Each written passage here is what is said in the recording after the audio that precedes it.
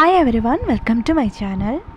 റെസ്റ്റോറൻറ്റിലൊക്കെ തയ്യാറാക്കിയെടുക്കുന്നത് പോലെ വളരെ ടേസ്റ്റി ആയിട്ടുള്ള ഒരു മസാല ദോശയുടെ റെസിപ്പി ആയിട്ടാണ് ഞാനിന്ന് നിങ്ങളുടെ മുമ്പിൽ വന്നിട്ടുള്ളത്.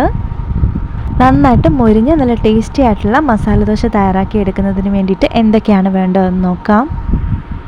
അതിന് വേണ്ടിയിട്ട് ആദ്യം തന്നെ മീഡിയം സൈസിലുള്ള 3 ഉരുളക്കിഴങ്ങ് എടുത്തിട്ടുണ്ട്. ഇത് കുക്കറിൽ 3 വിസിൽ വരുന്നത് വരെ വേവിച്ച് തൊലി കളഞ്ഞെടുത്തിട്ടുള്ളതാണ്. ഇനി ഇത് നമുക്കൊന്ന് നന്നായിട്ട് ഉടച്ചെടുക്കണം.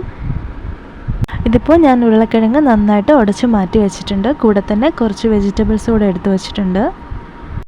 1 ഇഞ്ച് നീളത്തിലുള്ള ഇഞ്ചി നന്നായിട്ട് ചോപ്പ് ചെയ്തത്, 2 സവാള ചോപ്പ് ചെയ്ത് വെച്ചിട്ടുള്ളതും, 1 ക്യാരറ്റ് ചോപ്പ് ചെയ്ത് വെച്ചിട്ടുണ്ട്. ഇനി 4 പച്ചമുളകും 2 തണ്ട് കറിവേപ്പിലയാണ് എടുത്തിട്ടുള്ളത്. മസാല തയ്യാറാക്കുന്നതിന് വേണ്ടിയിട്ട് ഇനി ഒരു പാൻ ചൂടാക്കി അതിലേക്ക് 3 ടേബിൾ സ്പൂണോളം വെളിച്ചെണ്ണ ഒഴിച്ച് എണ്ണ ഒന്ന് ചൂടായി വരുമ്പോഴേക്കും 1 ടീസ്പൂണോളം കടുകിട്ട് പൊട്ടിക്കാം. ഇനി ഇതിലേക്ക് ചോപ്പ് ചെയ്ത് വെച്ചിട്ടുള്ള ഇഞ്ചി കൂടെ ചേർത്ത് കൊടുക്കാം. ഇഞ്ചി ചെറുതായിട്ടൊന്ന് മൂത്ത് വരണം, അതുവരെ നമുക്കൊന്ന് വഴറ്റി കൊടുക്കാം. ഇഞ്ചി ഒന്ന് മൂത്ത് തുടങ്ങുമ്പോഴേക്കും നമുക്കിതിലേക്ക് പച്ചമുളക് ചേർത്ത് കൊടുക്കാം. കൂടെ തന്നെ ചോപ്പ് ചെയ്ത് വെച്ചിട്ടുണ്ടായിരുന്ന 2 സവാളയും അതുപോലെ തന്നെ ചോപ്പ് ചെയ്ത് വെച്ചിട്ടുണ്ടായിരുന്ന ക്യാരറ്റും കൂടെ ചേർക്കുന്നുണ്ട്. കറിവേപ്പിലയും കൂടെ ചേർത്ത ശേഷം 4-5 മിനിറ്റ് ഒന്ന് ഇളക്കി വഴറ്റിയെടുക്കണം. ഇത് ഒരുപാടങ്ങ് വെന്തുടഞ്ഞു പോകേണ്ട കാര്യമില്ല, ജസ്റ്റ് ഒന്ന് ട്രാൻസ്പെറൻ്റ് ആയിട്ട് വരുന്നത് വരെ വഴറ്റിയെടുത്താൽ മതിയാവും. അതുപോലെ തന്നെ ക്യാരറ്റൊക്കെ നമുക്ക് ഓപ്ഷണലാണ്, നിർബന്ധമില്ല. ആവശ്യമുണ്ടെങ്കിൽ മാത്രം ചേർത്ത് കൊടുത്താൽ മതി കേട്ടോ. ഫ്ലെയിം എപ്പോഴും മീഡിയം ടു ലോ ആയിരിക്കാൻ വേണ്ടിയിട്ട് പ്രത്യേകം ശ്രദ്ധിക്കണം കേട്ടോ. സവാളയൊക്കെ ഇപ്പോൾ അത്യാവശ്യം നന്നായിട്ട് ട്രാൻസ്പെറൻ്റ് ആയിട്ട് വന്നിട്ടുണ്ട്. ഇനി ഇതിലേക്ക് നമുക്ക് പൊടി ചേർത്ത് കൊടുക്കാം. ഇതിലങ്ങനെ പ്രത്യേകിച്ച് പൊടികളൊന്നും ചേർക്കേണ്ടതായിട്ടില്ല.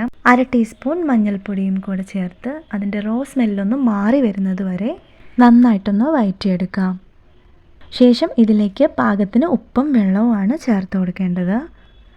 മസാല ദോശ ഉണ്ടാക്കുമ്പോൾ വേറെ പ്രത്യേകിച്ച് മറ്റുള്ള പൊടികളൊന്നും ചേർക്കേണ്ട ആവശ്യമില്ല.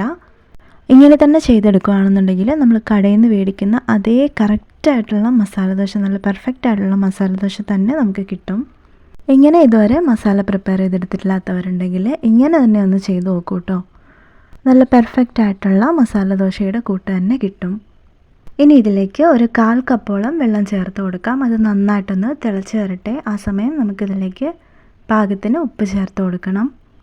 കിഴങ്ങ് വേവിച്ചെടുത്തപ്പോൾ ഞാൻ ഉപ്പ് ചേർത്തിട്ടാണ് വേവിച്ചെടുത്തത്, അപ്പോൾ അത് നോക്കിയിട്ട് വേണം നമ്മൾ ഉപ്പ് ചേർക്കാൻ വേണ്ടിയിട്ട്. അതുകൊണ്ട് തന്നെ ഞാനൊരു 1/2 ടീസ്പൂണോളം ഉപ്പ് മാത്രമേ ഇതിലേക്ക് ചേർത്ത് കൊടുക്കുന്നുള്ളൂ. ഉപ്പൊക്കെ ചേർക്കുമ്പോൾ എപ്പോഴും ഇങ്ങനെയുള്ള കാര്യങ്ങളൊക്കെ ഒന്ന് ശ്രദ്ധിക്കണം കേട്ടോ. ഇത് നന്നായിട്ടൊന്ന് മിക്സ് ചെയ്ത് കൊടുക്കാം. ഇനി ഇതിലേക്ക് നമ്മൾ നേരത്തെ തന്നെ പുഴുങ്ങി ഉടച്ചു മാറ്റി വെച്ചിട്ടുള്ള ആ ഒരു കിഴങ്ങിൻ്റെ കൂട്ടാണ് ചേർത്ത് കൊടുക്കേണ്ടത്. മാഷ് ചെയ്ത് വെച്ചിട്ടുള്ള ആ ഒരു കിഴങ്ങിൻ്റെ കൂട്ട് ഇതിലേക്ക് ചേർക്കാം. ഇനി ഇത് എല്ലാം ചേർത്ത് നന്നായിട്ടൊന്ന് മിക്സ് ചെയ്തെടുക്കണം. ഇനി ഒരു 2-3 മിനിറ്റോളം ഇങ്ങനെ തന്നെ കൈയെടുക്കാതെ മീഡിയം ടു ലോ ഫ്ലെയിമിൽ കിഴങ്ങും വെജിറ്റബിൾസും ചേർത്തൊന്ന് മാഷ് ചെയ്തെടുക്കാം. വളരെ ഈസി ആയിട്ടും ടേസ്റ്റി ആയിട്ടും ഉണ്ടാക്കിയെടുക്കാൻ പറ്റുന്ന ഒരു മസാല ദോശയുടെ റെസിപ്പിയാണ് ഞാനിവിടെ ഷെയർ ചെയ്തിട്ടുള്ളത്. റെസ്റ്റോറൻറ്റിലൊക്കെ തയ്യാറാക്കിയെടുക്കുന്ന ഒരു മസാല ദോശയുടെ റെസിപ്പിയാണ് കേട്ടോ ഇത്. മസാല ഇപ്പോൾ റെഡി ആയിട്ടുണ്ട്. ഇതിനെ നമുക്കൊന്ന് മാറ്റി വയ്ക്കാം.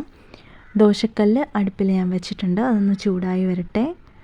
നല്ല പെർഫെക്റ്റ് ആയിട്ട് ദോശമാവ് ഉണ്ടാക്കിയെടുക്കുന്നതിൻ്റെ ഒരു വീഡിയോ ഞാൻ നേരത്തെ ചെയ്ത് വെച്ചിട്ടുണ്ട്. അത് കണ്ടിട്ടില്ലാത്തവർ ആ വീഡിയോ ഒന്ന് കാണും കേട്ടോ. ഞാൻ ഡിസ്ക്രിപ്ഷനിൽ കൊടുക്കാം, അതുപോലെ തന്നെ ഐക്കാർഡിലും കൊടുത്തേക്കാം.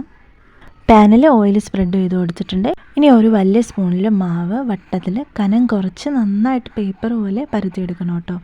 ഈ സമയം തന്നെ ഞാനൊരു ചട്നി റെഡിയാക്കിയിട്ടുണ്ട്. ഇഡലിക്കും ദോശയ്ക്കും ഒക്കെ പറ്റിയിട്ടുള്ള ഒരു തേങ്ങാ ചട്നി ഉണ്ടാക്കിയെടുത്തിട്ടുണ്ട്. ഇതിൻ്റെ റെസിപ്പി വേണമെന്നുണ്ടെങ്കിൽ കമൻറ്റ് ചെയ്താൽ മതി, ഞാൻ ഷെയർ ചെയ്യാം. കുക്കിങ്ങിൻ്റെ ഇടയിൽ ഇതിൻ്റെ വീഡിയോ എടുക്കാനുള്ള ടൈം കിട്ടിയിട്ടില്ല കേട്ടോ. ദോശയുടെ ഫ്ലെയിം ഒന്ന് മീഡിയം ടു ലോ ആയി കീപ്പ് ചെയ്യാൻ വേണ്ടിയിട്ട് പ്രത്യേകം ശ്രദ്ധിക്കണം കേട്ടോ. ദോശയുടെ മുകൾ ഭാഗം ഒന്ന് ഡ്രൈ ആയി വന്നതിന് ശേഷം നമുക്കിതിന് മുകളിലേക്കായിട്ട് അല്പം നെയ്യോ എണ്ണയോ ചേർത്ത് കൊടുക്കാവുന്നതാണ്. ഇനി നമുക്കിതിലേക്ക് തയ്യാറാക്കി വെച്ചിട്ടുള്ള മസാലക്കൂട്ട് മധ്യഭാഗത്തായിട്ടൊന്ന് വെച്ച് കൊടുക്കാം കേട്ടോ. അത് നന്നായിട്ടൊന്ന് ക്രിസ്പി ആയതിനു ശേഷം വേണം അങ്ങനെ ചെയ്യാൻ വേണ്ടിയിട്ട്. മസാലക്കൂട്ട് ദോശയുടെ മധ്യഭാഗത്തായി വെച്ചതിന് ശേഷം ഒന്ന് സ്പ്രെഡ് ചെയ്ത് കൊടുക്കുക. ശേഷം ഇതൊന്ന് മടക്കിയെടുത്താൽ മാത്രം മതി. വളരെ എളുപ്പത്തിൽ തയ്യാറാക്കിയെടുക്കാൻ പറ്റുന്ന ഈ മസാല ദോശയുടെ റെസിപ്പി എല്ലാവരും ഒന്ന് ട്രൈ ചെയ്ത് നോക്കിയിട്ട് ഫീഡ്ബാക്ക് അറിയിക്കാൻ മറക്കണ്ട. വീഡിയോ ഇഷ്ടമായിട്ടുണ്ടെങ്കിൽ ലൈക്ക് ചെയ്യാനും ഷെയർ ചെയ്യാനും കമൻറ്റ് ചെയ്യാനും അതുപോലെ തന്നെ സബ്സ്ക്രൈബ് ചെയ്ത് സപ്പോർട്ട് ചെയ്യാനും മറക്കണ്ട കേട്ടോ. നെക്സ്റ്റ് വീഡിയോ ആയിട്ട് വരുന്നത് വരയ്ക്കും താങ്ക് യു ഫോർ വാച്ചിങ്.